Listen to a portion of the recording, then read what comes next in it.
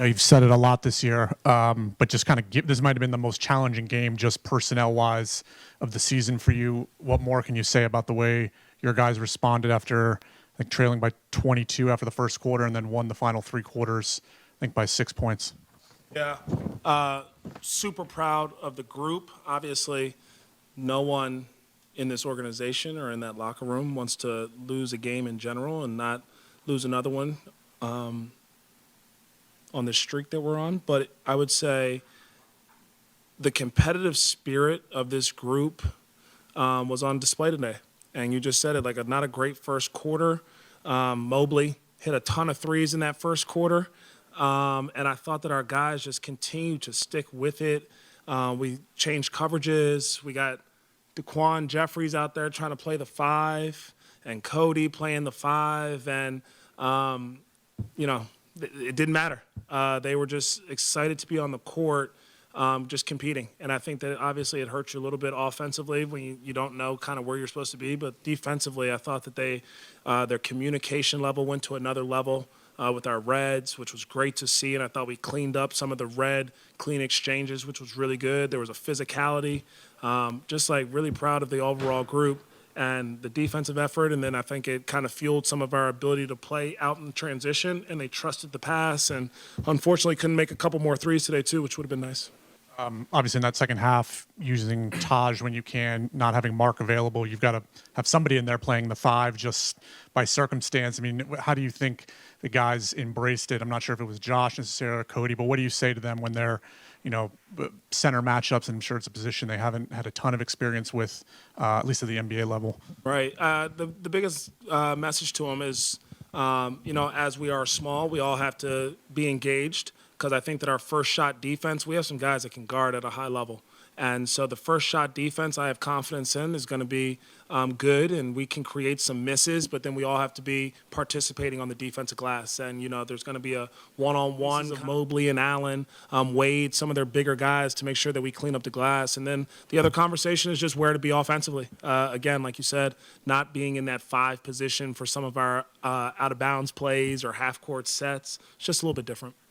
Sticking on that Mark point, 12 points, 5 of 5 from the field, 11 minutes, and you said Daquan is playing 5. You had Cody playing the 5. How do you make sure that you stick to that that plan to not put too much of a load on him too early and allow him to still inch his way back and gradually come back? Yeah, we have a bigger picture, a bigger goal in mind, I think, with everything here. And so especially with Mark Williams' career and this year's season and his ability to have just sustained availability, I think, as we keep going. And so it's important that we're mindful of how much we're playing him. Even in a situation where you're missing some guys, you can't compromise what the goal is and what the end game is. And so I think that it's tough for him. He wants to keep playing, obviously, and he gets his juices going. And he played really well on both ends of the court, and he's a competitor.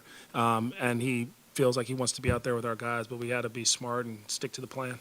When you brought Isaiah to this team, you kind of mentioned how his motor, his hustle kind of played a part in that. When you see how he played tonight, is that kind of feeding into that same mentality right there? For sure.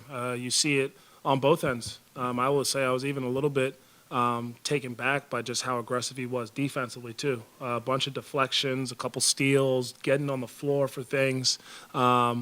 And then offensively, he's got a knack for being able to score. I like his quick decisions, his ability to recognize he has a mismatch and doesn't play with the ball. He's just like attacking downhill. And then offensive rebounding. He kind of took to the Hornets' relentless offensive rebounding motto in Game 1. So a lot of really good things from him. Credit to him for all the preparation he's kind of put into this. And then again, the organization for help giving him the right resources to be ready for his opportunity. And back to Mark, obviously, Jeremy mentioned the limits, the restrictions, but how good is it for you as a coach to see him be able to put the ball in the basket like you did tonight? Yeah, it's exciting. I think that's why it's tough to have an L, but I just think that I'm so encouraged by so much that I'm seeing from this group, the strength that we are gaining, the competitiveness that continues to go to another level. There's just a ton of resilience and a ton of fight.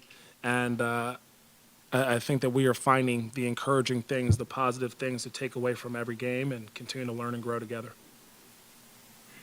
Obviously, Daquan, his role increased when LaMelo and Trey went down. Over the last 2 games, he's averaged 13 points and had a season high 17 tonight. What have you seen from him, and will his role be increased with when they eventually return?